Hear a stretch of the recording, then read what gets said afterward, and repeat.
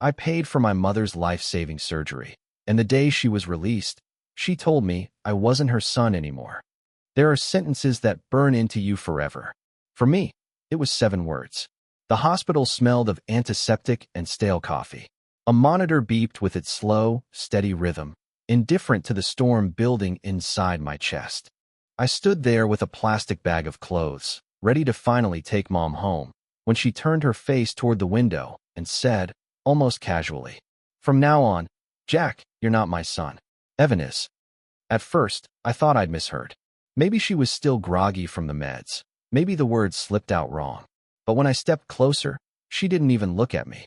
"Mom." My voice cracked. "What are you talking about?" Her eyes stayed on the window. Her voice was steady. "You've done enough. You've always done enough. But your brother, he's the one I can count on now." The bag nearly slipped from my hand. My ears rang so loud the monitor's beeping disappeared. Evan, of course. The golden child. The one who hadn't been there through the long nights. The one who breezed in yesterday with flowers, cologne, and a practiced smile. Perfectly timed for the moment the doctors announced she'd live. And somehow that was enough. I swallowed hard, trying to steady my voice. Count on him for what? I'm the one who. She cut me off, her tone sharp enough to slice skin. Don't make this about you. You've been intense, Jack. Overbearing. I can breathe with Evan. With you, I feel smothered. Smothered. The word hit like a punch. After months of sleeping in plastic chairs, memorizing her meds, fighting with insurance reps until my head pounded. After wiring $48,000 I didn't have, emptying my savings, selling the only bike I ever loved. And now I was smothering her. The door opened, and Evan slid in like he owned the place. He smelled faintly of cedar cologne, his navy sweater crisp, his smile easy. "Ready to go, Mom?" he asked, like he'd been the one keeping vigil at her bedside. Her entire face softened. She reached for his hand. "Yes, sweetheart. Let's go home." I stood there, invisible, clutching the bag like a prop in a play I'd been written out of. Evan took the car keys from my pocket without asking. "I'll drive her." His tone wasn't cruel, just matter of fact, as if it had always been his right. Mom beamed at him, pride glowing in her tired eyes. The same pride she used to look at me with when I fixed the leaking sink at 13, when I patched the roof at 16, when I did everything Dad should have done but didn't. Now that look was his. We moved down the hallway together, but I wasn't really there. I was a shadow trailing behind, my sneakers squeaking against the polished floor. Nurses nodded at Evan, smiling at the dutiful son who held his mother's hand. No one saw me. Outside, the spring air was sharp, metallic. I should have felt relief. The surgery was over. She was alive. She was going home. Instead, all I felt was hollow. Evan helped her into the passenger seat with a flourish, tucking her blanket around her like he was auditioning for sainthood. She smiled at him, touched his cheek. I froze at the sight, a gesture she hadn't given me in years. I hovered on the curb, the bag heavy in my arms. "Jack," Mom said softly, like addressing a neighbor instead of her son. "Thank you for everything. But you can rest now. Evan's here." Rest. As if my entire existence boiled down to filling in until the real sun arrived. Evan shut her door, slid into the driver's seat, and glanced at me with that infuriating mix of pity and triumph. "We'll keep you updated," he said. Then the engine roared, the exhaust coughing in my face as they pulled away. I stood there until the car disappeared. The world moved on around me. Buses groaned past. Pigeons scattered. A woman laughed into her phone. My phone buzzed in my pocket. I pulled it out, and there it was, $1,250 due in 5 days. The first installment on the loan I'd taken for her surgery. The screen blurred as my eyes stung. I had saved her life, and she had erased me. I didn't become the invisible son overnight. It was years in the making, carved into me one moment at a time until it felt less like injustice and more like gravity. When Dad left, one gray March afternoon when the sky looked like wet wool, Mom sat me down at the kitchen table. Her cigarette burned low, her coffee was black and bitter, and her words were heavier than both. "You're the man of the house now, Jack. I can rely on you." I was 13. Evan was 10. 3 years apart, but it may as well have been 3 worlds. From that day on, the rules split. I was the one expected to keep the lights on, cook pasta when the fridge was nearly empty, scrape ice off the windshield at 6 a.m. Evan? He was expected to smile, charm, and stay out of trouble, which he rarely did, but always got away with. I still remember one night, the first time I realized just how tilted the scales were. It was past midnight. I caught Evan sneaking out in a hoodie, sneakers squeaking on the linoleum. "Where are you going?" I hissed, blocking the door. He rolled his eyes. "Don't be 80. We whispered fiercely, his breath hot with mint gum, mine heavy with fear. Then the hallway light clicked on. Mom stood there, hair messy, exhaustion etched deep. She didn't ask questions. She didn't wonder why her 10-year-old was sneaking out. Her eyes landed on me, blocking the door. "Jack," she sighed. "Why do you always make things difficult?" And just like that, Evan slid past me, flashing a smirk that said thanks for taking the hit again. That smirk burned itself into me.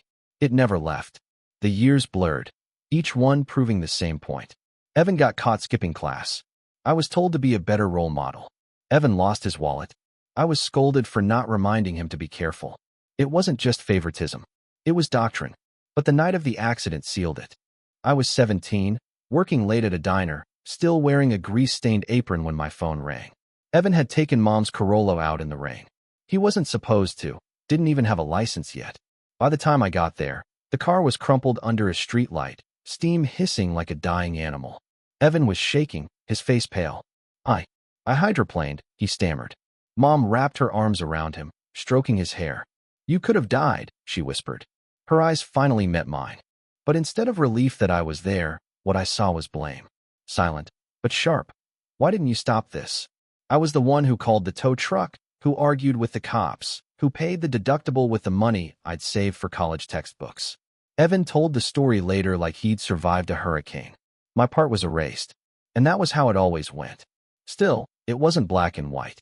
That's the thing people don't understand about family betrayal. It doesn't come from cartoon villains twirling mustaches. It comes from people you love, people who sometimes do show up when it matters. Like the day I broke my arm during a pickup basketball game. I was 16, stubborn, pretending it wasn't bad until the swelling turned my forearm into something grotesque. Evan found me in the driveway, pale and sweating. "Jesus, Jack," he muttered. He didn't run for Mom. He didn't call for help. He just sat beside me, awkward and quiet, until the ambulance arrived. He even climbed in with me, cracking lame jokes the whole ride, his hands trembling more than mine. For that hour, he wasn't the golden child. He wasn't my rival. He was just my brother, scared of losing me. And that's why his betrayal cut so deep later. Because I knew he was capable of love. He just chose not to spend it on me. When Mom's health started to slip, I thought maybe things would change. Maybe stepping up would finally matter. I was the one who drove her to early morning appointments, the world still dark, her breath fogging in the cold. The waiting rooms all smelled the same, lemon disinfectant and bad coffee. I sat beside her, scribbling notes, memorizing every instruction while she dozed. I was the one who fought with insurance reps until my head ached. "Yes, my mother. Yes, life-saving. Yes, I'll sign whatever you need."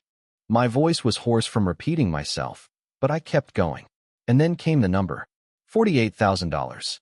It might as well have been $4 million. But I didn't hesitate. I cracked open the savings account I'd been building for years. Sold my motorcycle, the one thing that ever gave me a sense of freedom. Emptied every reserve I had. When the transfer cleared, I locked myself in a hospital bathroom, the smell of bleach stinging my throat. I braced my hands on the sink, staring at the drain until the tears finally came. Then I wiped my face, carried crushed ice back to Mom's bed, and pretended I wasn't unraveling. That was me, always the one who held it together. And then, just when the surgery was done, Evan arrived. With flowers so big they blocked the sunlight. With a smile rehearsed for sympathy. "How's my favorite girl?" he crooned. Mom's eyes lit up instantly, her hand reaching for his like he was the reason she was alive. He clapped me on the shoulder, grinning for the nurses. "Couldn't have done this without you, man." But the words rang hollow. Because we both knew the truth, he hadn't done it with me. He'd waited until the hard part was over, and then slid right into the story like it had been his all along. The first night she was home, I couldn't bring myself to leave. I sat in my car outside her building with a grocery bag on the passenger seat, electrolyte drinks, soft foods, her favorite purple smoothies. My hands stayed clenched on the steering wheel long after the engine went cold. Eventually, I carried the bag upstairs. Evan opened the door before I even knocked, his smile polite but firm. The apartment smelled faintly of lavender candles, his signature touch. "Not a good time, bro," he said, filling the doorway like a bouncer. I held up the bag. Groceries. Her meds. Behind him, Mom was on the couch under a fleece blanket, pale but smiling faintly. Her eyes flicked toward me, and then back to him, like I was background noise. "We're starting a routine," Evan explained. "Doctor's orders. She needs less stress, fewer visitors. Quiet." On the wall behind him was a brand new whiteboard. Neatly drawn boxes.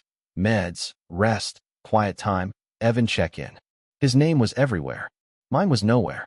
My stomach twisted. "Doctor's orders, huh? Which doctor?" He shrugged. "The nurse said rest." Mom's voice came, weak but deliberate. "Jack, honey, you've done so much. You should rest now too." It wasn't gratitude. It was dismissal, spoken gently so it stung even worse. I set the bag on the counter, the pill bottles rattling against each other. "Call me if you need anything." Evan followed me into the hall, his smile slipping into something sharper. "Jack, don't make this harder than it needs to be. She doesn't need your intensity right now." My throat tightened. "Intensity? You mean showing up? You mean paying her bills?" He tilted his head, voice calm as poison. "You don't want to be the reason her health gets worse, do you?" The words lodged in my chest. Twisted. Because that's what he did best. He didn't accuse, he implied. He made me feel guilty just for existing. The door closed behind me with a soft click that felt louder than any slam. That night, my phone buzzed. A new group chat had been created, Care Team Blueheart. The first photo nearly made me drop the phone. Mom on the couch, Evan's arm draped protectively around her shoulders. The caption, "Our warrior is home. Please, no surprise visits. Stress isn't good for recovery." Hearts and clapping emojis filled the thread. "Aunt Lila, so proud of you, Evan. You're the kind of son every mother dreams of. A real son." I stared at the screen until the words blurred. My chest hollowed out. I called Mom directly. Straight to voicemail. But the message wasn't hers anymore. It was a robotic voice. "For caregiver inquiries, please contact Evan P." My name, gone, replaced by his. I pressed the phone to my ear long after the message ended, as if silence might somehow turn back into her voice if I waited long enough. The next morning, I tried to refill her prescription myself. "Already picked up," the pharmacy tech said without looking up. "By who?" "Caregiver on file." She caught herself before finishing the name, but I already knew. I left empty-handed, the bell over the door jingling like mockery. Back at her building, a paper sign fluttered over the buzzer. "No visitors, doctor's orders." I pressed anyway. This time, Evan let me up. He met me in the doorway, body angled to block me from stepping inside. "She's resting," he said smoothly. "Don't upset her." My jaw clenched. "So I just keep paying while you play hero?" He smirked. "You keep saying that word. Paying. Like love can be bought." I wanted to shove past him, to scream until Mom heard me. But then I saw her behind him on the couch, sipping tea, eyes sliding right past me. Like I wasn't there. Evan leaned closer, his voice dropping so only I could hear. "You're not the son she wants, Jack. Stop forcing it." The door clicked shut, and for the first time, I realized he wasn't just erasing me. He was convincing her to erase me too. I kept telling myself it couldn't get worse. That maybe if I just stayed patient, Mom would remember who'd actually been there. But life has a way of teaching you how wrong you are. It was nearly midnight when my phone buzzed. Mrs. Ramirez, Mom's neighbor, her voice shaky. "Jack? Honey, the ambulance just took your mama. She collapsed in the hallway." I drove like a madman through empty streets, tires humming over asphalt slick with rain. By the time I stormed into St. Luke's, my chest was burning. The waiting room reeked of sanitizer and burnt coffee. I hurried to the desk. My mother, Evelyn Jackson. She was just brought in. The nurse typed, her nails clacking. She glanced up with practiced neutrality. "Are you, Evan?" My throat tightened. "No, I'm Jack, her son." Her expression didn't change. "You're not listed." The words hit like a slap, loud enough to silence the room in my head. I leaned on the counter, knuckles white. "Check again. I've been here every week. I paid for her surgery. I'm her son." She turned the monitor slightly, maybe to prove she wasn't lying. "Primary caregiver, Evan P. Authorized contact, Evan P. Visitor permissions, Evan P." Every line cut deeper. The people in line behind me shifted, murmuring. A man cleared his throat impatiently. Someone whispered, "Guess he's not really family." Heat crawled up my neck. "I'm the one paying her bills," I said, louder than I meant to. "Without me, she wouldn't even be alive." The nurse's voice dropped into that careful, patronizing tone. "Sir, I need you to lower your voice." A woman in scrubs passed by, balancing a chart. Evan followed right behind her, coffee cup in hand, visitor badge clipped to his shirt like a medal. "Jack." His voice was smooth, controlled. "Relax. She's fine. Dehydration. They're running fluids." "I want to see her." My voice cracked. He shook his head slowly. "She needs calm. Not whatever this is." This? This is me being her son." He leaned closer, lowering his voice just enough that only I could hear. "You don't want to raise her blood pressure, do you? You don't want to be the reason she has a setback." That word again. Reason. Like just existing around her was poison. I clenched my fists so tight my nails dug into my palms. I wanted to shout, to throw every truth in his smug face. But then I saw people watching, phones tilted in their hands, recording. If I exploded, I'd prove his story right. The unstable son. The one who upset her. So I swallowed it. Every ounce of rage. Every piece of humiliation. "I'm not leaving," I said, though my voice was hoarse. Evan smiled faintly, turning to the nurse. "You see what I mean? He gets worked up. It stresses her out." And just like that, in the eyes of everyone there, I wasn't a son fighting for his mother. I was a problem to be managed. The nurse gave me a look that was equal parts pity and authority. "Sir, I'll have to ask you to step outside." The people in line stared as I stepped back. A woman whispered, "Poor guy? Doesn't even belong." Evan sipped his coffee, his badge gleaming under the fluorescent lights, and gave me a smile so small only I could see it. The kind of smile that said, "You're already gone." I walked out into the parking lot, the night air damp and cold against my burning face. My reflection stared back at me from the rain-streaked windshield. Hollow eyes, clenched jaw. My phone buzzed. Another loan notification.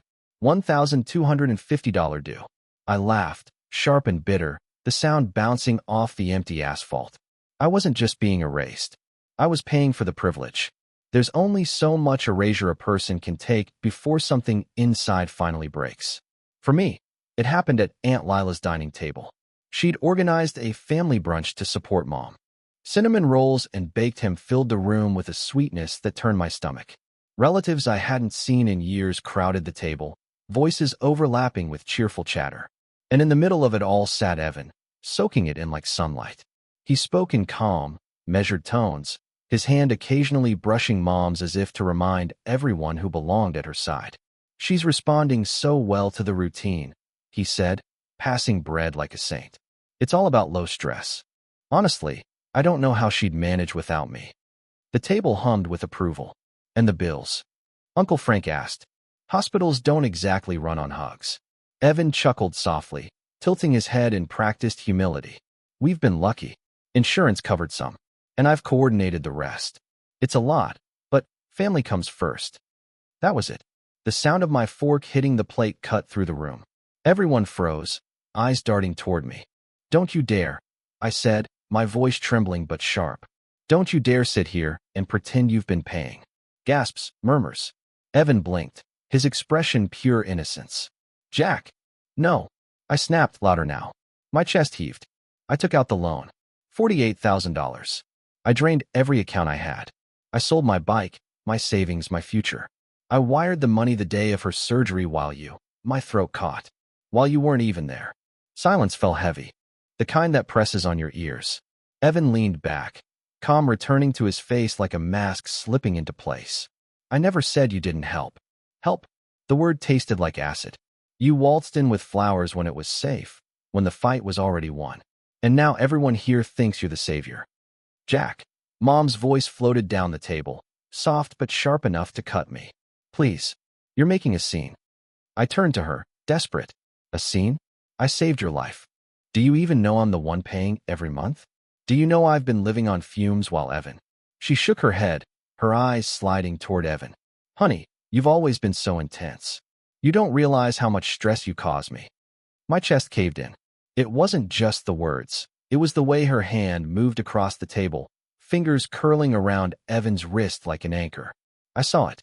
Everyone saw it. Her choice. Lila cleared her throat, trying to break the tension. Jack, maybe. No. This is the time. My voice cracked, but I didn't care. You all sit here praising him, but he hasn't paid a dime. He hasn't spent a night in a plastic chair. He hasn't fought with insurance until his ears rang. That was me. Every bit of it was me.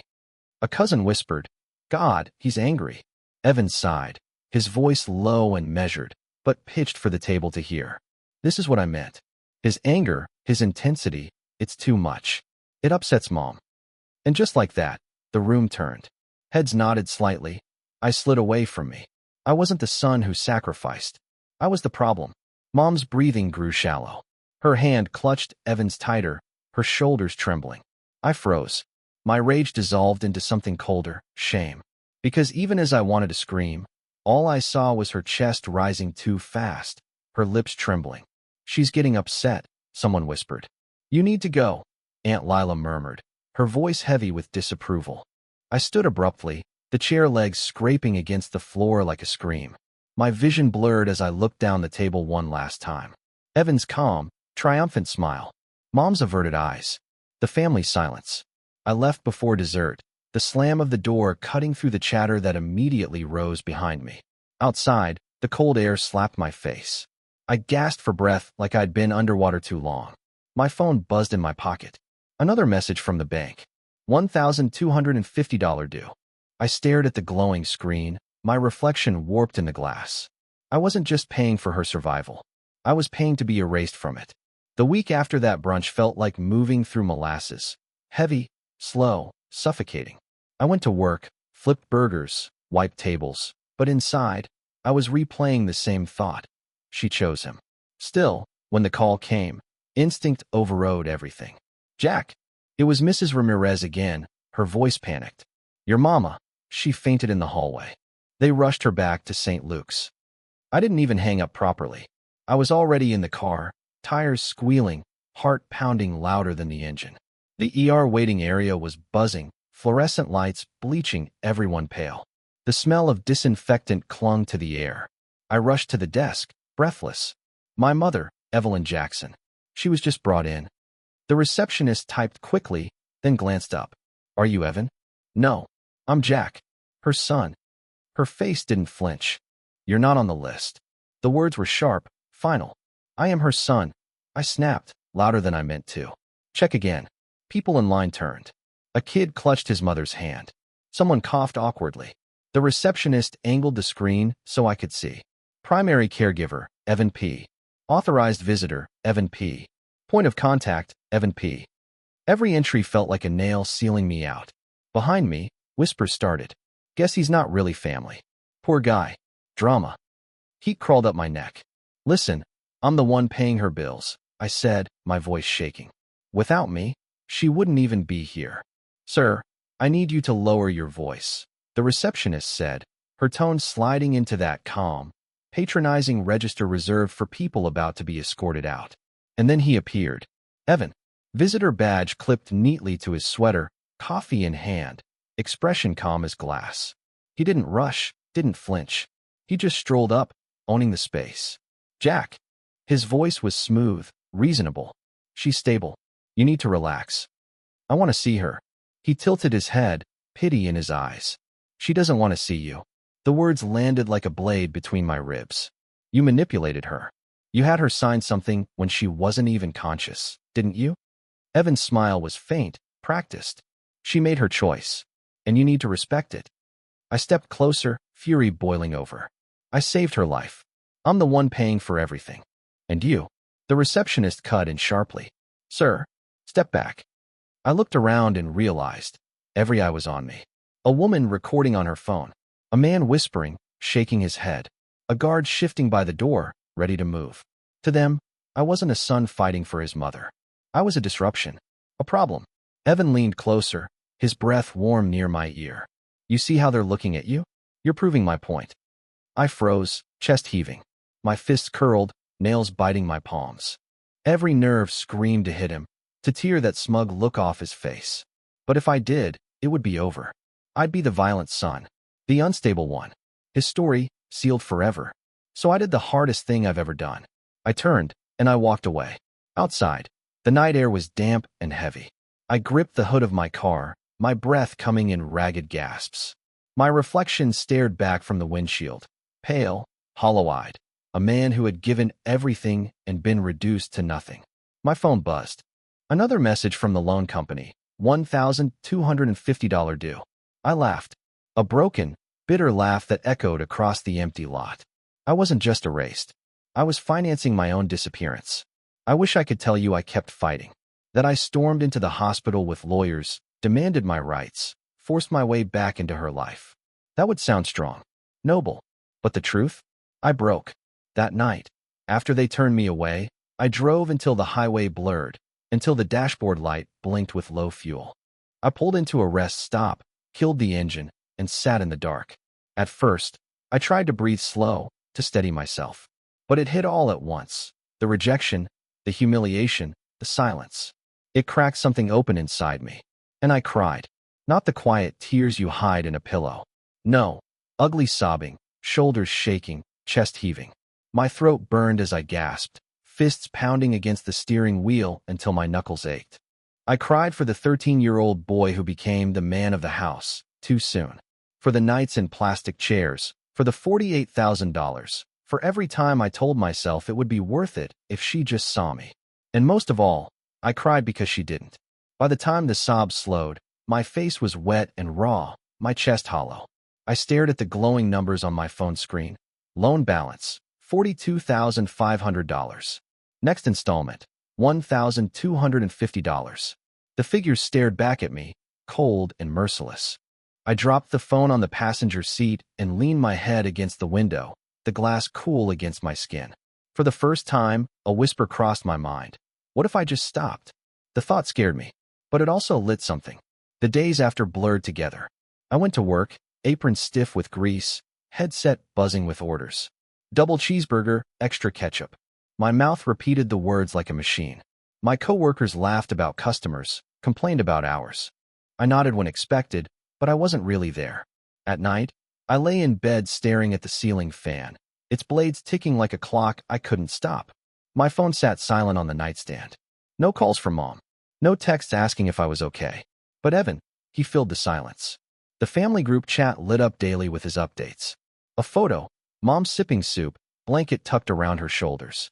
Caption, anything for my queen. A video, him adjusting her pillow, her smiling faintly. Caption, her comfort is my mission. And the comments, you're such a blessing, Evan. She's lucky to have you.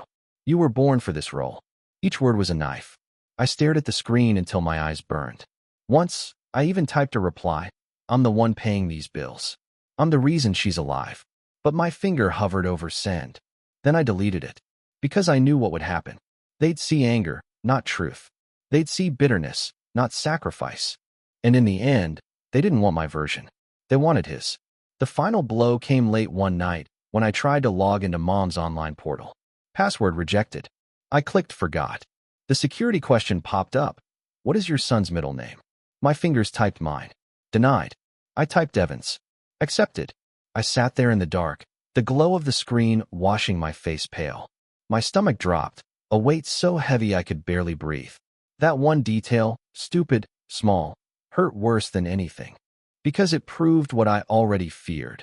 In her mind, in her world, he was her son. I was nobody. I stared at my reflection in the black edge of the screen. Hollow eyes, slumped shoulders. And for the first time in my life, I thought, maybe they're right. Maybe I'm too much, too intense. Maybe I was never the son she wanted, just the placeholder until Evan could take the role. The thought wrapped around me like barbed wire. I pulled the blanket over my head, even though the room was stifling. My chest ached. My mind spun. And somewhere in that suffocating dark, the whisper returned. What if I just stopped paying? Only this time, it didn't sound like betrayal. It sounded like freedom. The thought wouldn't leave me alone. It followed me to work, through the hiss of the fryers and the screech of spatulas on the grill. It whispered while customers barked for sauces, while coworkers joked about weekend plans. It hovered in the silence of my apartment, in the hum of the ceiling fan at 3 a.m. What if I just stopped paying? At first, it felt like poison. But the more I let it in, the less it hurt. Until one night, sitting at my kitchen table with an empty ramen cup and overdue bills spread like landmines, it stopped feeling like betrayal and started feeling like survival. I opened the loan portal. The screen glowed, sterile and cold. Balance, $42,500. Next payment, $1,250. Due in 3 days. My finger hovered over the trackpad. My chest pounded.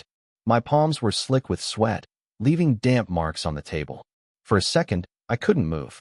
Because this wasn't just money. It was everything I'd told myself love was supposed to mean. If I let go of this, then what had all the sacrifice been for? My heart thudded so loud I could hear it in my ears. My breath came shallow, quick. And then I clicked. A single button, suspend payment. The confirmation box popped up. Are you sure? This action may affect your account standing. My vision blurred. My hand trembled. I hit confirm. The sound of the mouse click was so small, so ordinary, but it cracked open the world. For a long moment, I just sat there, staring at the screen. No alarms went off. The sky didn't fall. The apartment looked exactly the same. Cluttered table, flickering bulb, ramen cup crusted with broth. But inside me, something had shifted. For the first time in months, the weight on my chest loosened. I laughed, a short, shaky sound. Then laughed harder, until it echoed off the walls. I wasn't saving anyone anymore. And I didn't care. The next morning, I expected chaos. Phone calls, texts, family outrage. But the world looked the same. Sunlight slid across my blinds. Traffic droned outside. My phone sat still on the nightstand. I made coffee, strong and bitter. Sat on the balcony with the mug warming my hands, watching dust motes drift in the light. And for the first time in months, the silence didn't suffocate me. It belonged to me. By midweek, the call started. Unknown numbers. Polite voices from collections departments. I let them all go to voicemail. Then Evan's text arrived. Loan company called Mom. What the hell did you do? I stared at the screen, heat rising in my chest. For once, I didn't rush to explain, didn't scramble to defend myself. I typed one word. Nothing. Send. The reply came instantly. You're sabotaging her care. Do you realize how selfish you sound? Selfish. After selling my bike, draining my savings, wiring nearly 50 grand. After being erased from records. After hearing my own mother call someone else her son. Selfish. I laughed out loud, so sharp my neighbor banged on the wall. My fingers hovered over the screen. I typed back. You wanted the role. You wear it. All of it. I'm done. And then I blocked his number. That night, I slept. Not the restless half-sleep of hospital chairs or debt-fueled panic. Real sleep. Heavy, dreamless, uninterrupted. When I woke, sunlight filled the room. My chest felt lighter. Not healed, but free. I picked up my phone. A new message blinked on the lock screen. Aunt Lila. Evan says you abandoned your mother. Is it true? I stared at it. The old me would have written a 3-paragraph explanation, pleading for someone to understand. Instead, I typed, believe what you want. I'm done explaining. Send. I set the phone down, and for the first time in my life, I didn't care who believed me. Because for once, I wasn't living for their story. I was finally starting to live for mine. The storm hit fast. By Monday morning, my phone lit up nonstop. Unknown numbers. Family members I hadn't spoken to in years. Even voicemails from blocked callers, voices dripping with accusation. Jack, what did you do? Mom's voice cracked, high and panicked. They're saying the bills aren't covered. I thought you handled it. Then Evan, you think you're hurting me? You're hurting her. She's crying because of you. You abandoned your own mother. Aunt Lila chimed in. Honey, this isn't like you. You've always been the responsible one. Don't let anger ruin who you are. Every message carried the same melody. Guilt, shame, manipulation. The family's old lullaby. This time, I didn't answer. By midweek, it went public. A photo appeared on Facebook. Mom in her hospital gown, weak but smiling, Evan's arm around her shoulders. Caption, some people walk away when it gets hard. But true family steps up. The comments came in waves. So sad when a son turns his back. Unbelievable, some people don't deserve their mothers. Evan, you're a saint. God bless you. I scrolled with a calm that shocked me. Normally, those words would have gutted me, made me want to type out my entire side of the story. But now, I just watched. Let them believe their pretty picture. I knew the truth. Still, the fallout bled into my life. At work, I caught a coworker whispering over his phone, side eyes flicking toward me. In the elevator, my neighbor kept her head down, pulling her daughter a little closer as if I might bite. One afternoon, at the grocery store, I ran into Mrs. Ramirez. She looked at me the way you look at a stray dog, pity mixed with distrust. "I heard what happened, Jack," she said gently. Well, it's just sad you couldn't be there for her." I wanted to scream, to shake her, to pour out every truth. But the words jammed in my throat.